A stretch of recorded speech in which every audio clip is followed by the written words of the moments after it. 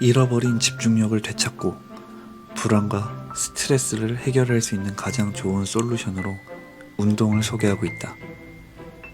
특히 심장이 뛸 정도의 운동이 가장 좋지만 가벼운 산책이나 요가와 같은 몸을 움직이는 것 또한 큰 변화를 가져올 수 있다고 한다.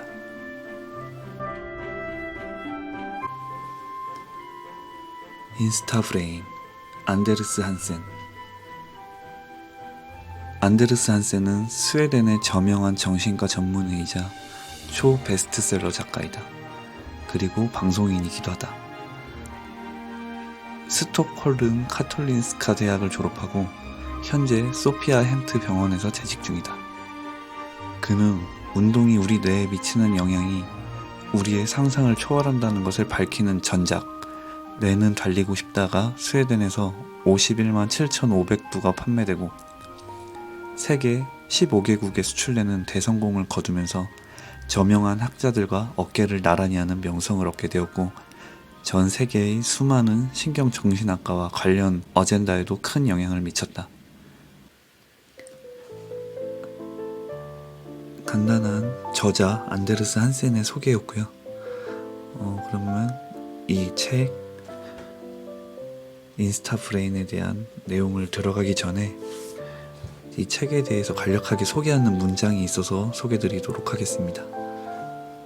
하루 평균 2600번의 터치, 스크린 타임은 3시간 이상, 가만히 앉아서 전 세계의 친구들과 소통할 수 있는 초연결 시대, 쇼핑, 음식 주문, 뱅킹, 주식, 커뮤니티 등 거의 모든 것을 손안에서 해결하는 초간단 시대.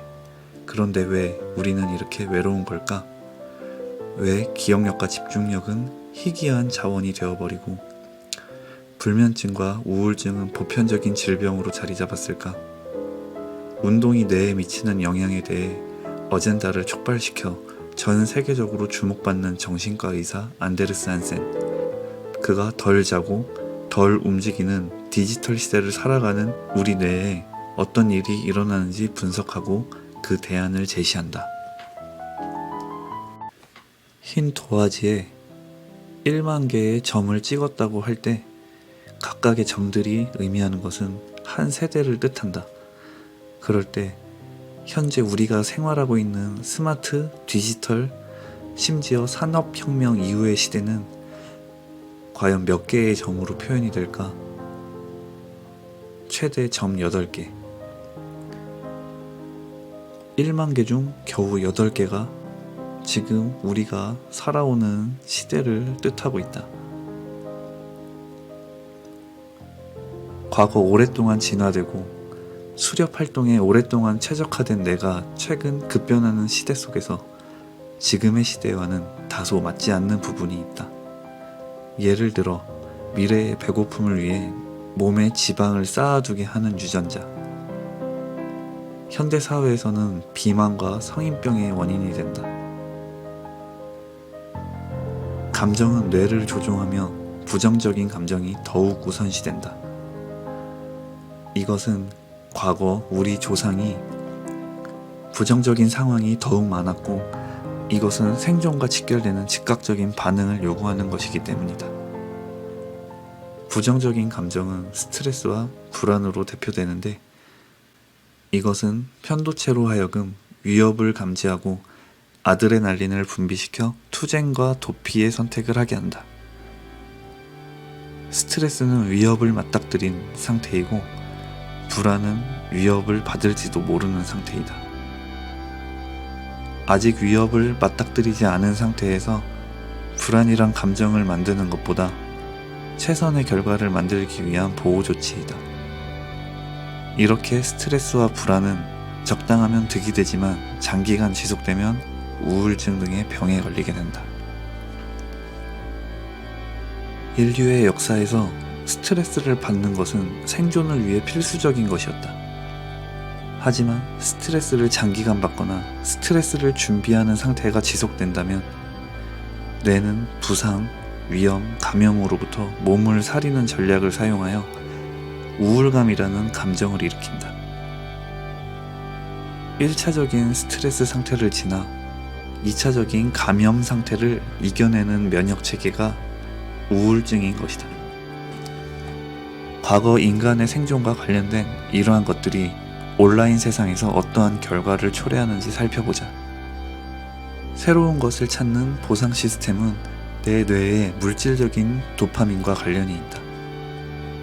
도파민은 목표를 달성한 보상보다 보상이 나올지도 모르는 어떤 새로운 시도, 즉 도박과 같은 그러한 시도에서 큰 흥분을 하게 된다. 즉 새로운 시도에 대한 동기부여가 도파민의 목적인 것이다. 다른 책들을 통해서 도파민을 통한 목표 설정과 인간이 계속되는 발전을 할 수 있었던 이유에 대한 이론을 설명하고 있었다. 하지만 확률적인 성공, 즉 도박적인 시도에서 도파민이 더욱 활성화된다는 것은 신선한 이론이다. 스마트폰, SNS, 페이스북 등을 만든 성공한 기업가들은 이미 인간의 뇌를 해킹해서 도파민을 통한 인간에게 중독적인 행동을 하게 하는데 성공하였다. 결론은 인간이 스마트 시대에 스마트 기기들을 사용하면서 집중력을 잃었다는 것이다. 심지어 스마트폰을 곁에 두는 것만으로도 주의가 분산되고 장기 기억력 등 집중력, 학습 능력이 떨어지는 연구 사례를 소개한다. 일부 사람들은 멀티태스킹을 통하여 학습 등의 효율을 높이는 것으로 잘못 알고 있지만 멀티태스킹은 동시에 여러 가지를 하는 것이 아니라 5초에서 10초 단위로 우리의 주의를 다른 것으로 옮겨 다니는 행위이다. 멀티태스킹 자체에서도 도파민의 보상을 느낄 수 있는데 이것은 우리 선조들의 생존을 위한 진화의 흔적이다.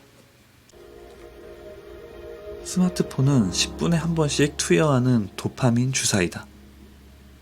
스마트폰은 수면을 방해한다. 그러면 우리의 선조들은 왜 잠이 필요했을까? 오히려 생존에는 독이 되는 잠은 뇌의 입장에서는 휴식이 아니다. 단기 기억력을 장기 기억력으로 전환시키고 뇌의 단백질 쓰레기들을 청소한다.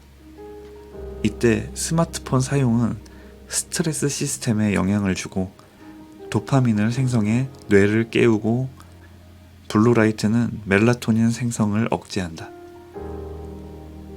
여기서 전자책도 디스플레이이기 때문에 주의 깊게 다뤄야 한다.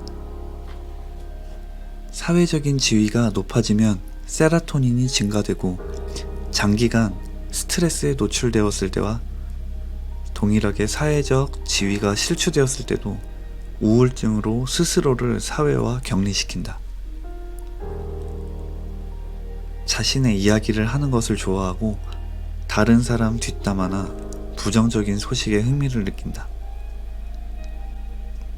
이렇게 인간은 사회적 동물로의 뇌구조로 진화되어 왔다.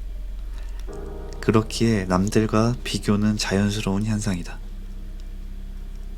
SNS로 범글로벌적인 비교가 가능한 오늘날은 옛날에 비해 더욱 스스로를 사회적인 약자 계급으로 분류하고 세라토닌이 감소하고 우울증도 증가되는 것이다. 연구에 따르면 실제 사람을 만나는 것이 타인의 아픔을 공감하는 공감적 관심과 다른 사람의 눈으로 세상을 바라보는 대인 민감성의 능력을 키우는 방법이라고 한다. 하지만 SNS와 같이 디지털 대인관계는 해당 기능을 발현하지 못한다. 성공한 유명인들은 SNS를 대인관계의 보조수단으로 활용하고 일반인들은 대인관계의 대체제로 활용한다. 이것이 SNS의 위험한 점이다. SNS, 페이스북은 공짜로 사용하는 것이 아니라 철저하게 계획되고 계산된 광고 마케팅 사업이다. 우리의 시간과 관심을 활용해 돈을 벌고 있는 것이다. 역사에서 인류는 30% 이상이 타인으로부터 맞아 죽었다. 이를 통해 인간은 서로 편을 나누는 것에 익숙하게 진화되어 왔고, 암묵적 대상을 향한 두려움이나 적대심, 차별을 낳게 되었다. 이것은 오늘날 SNS로 퍼져나가는 부정적인 가짜 뉴스들의 관심을 빼앗기고 점점 크게 부풀리는 현상을 초래하였다. SNS 사용 시간을 줄이거나 제한함으로 삶의 질이 향상되고 대인 간 면대면 시간을 늘릴 수 있다는 연구 결과를 소개하고 있다. 소아 청소년에게 스마트폰의 영향력은 더욱 커진다.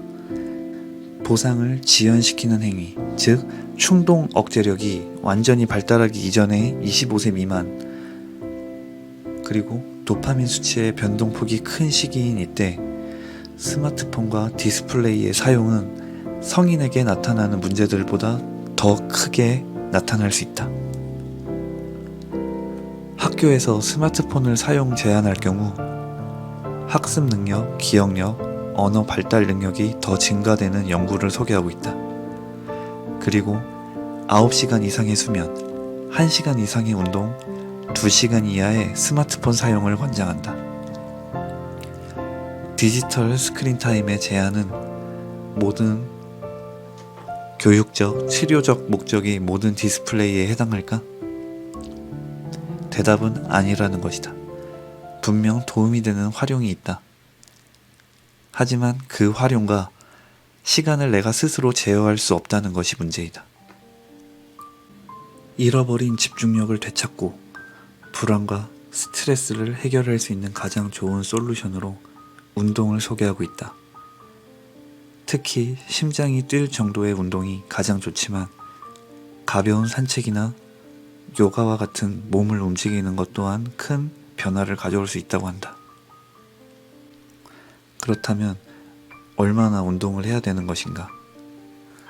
그것은 6개월간 52시간, 이것은 주로 따지면 2시간을 권장하고 있는 것이다. 인류의 조상은 사냥하거나 사냥당하지 않기 위해 신체 능력을 키우며 좋은 운동 능력을 가질수록 위협과 생존에 강한 면모를 보이며 그렇지 못한 사람들보다 스트레스를 덜 느끼며 살아왔을 것이다. 그리고 몸을 움직임으로써 사냥과 도주라는 최고의 집중력 상태를 유지하게 되는 것이다. 인간의 뇌는 지금도 진화하고 있는가? 그것에 대한 대답은 그렇다.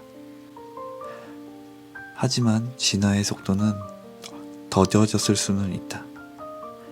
과거 100년 전과 비교했을 때 인간의 평균 IQ는 30 정도 높아졌다고 한다. 하지만 최근 1990년대 이후 지금까지 IQ가 감소하고 있다는 연구 결과가 있다. 인간의 뇌는 잘 사용하지 않고 다른 대체할 것이 생기면 그 부분은 과감하게 버리는 성질이 있다. 인간의 뇌의 많은 부분을 디지털 기기가 대신하며 기능을 축소시키는 것이다.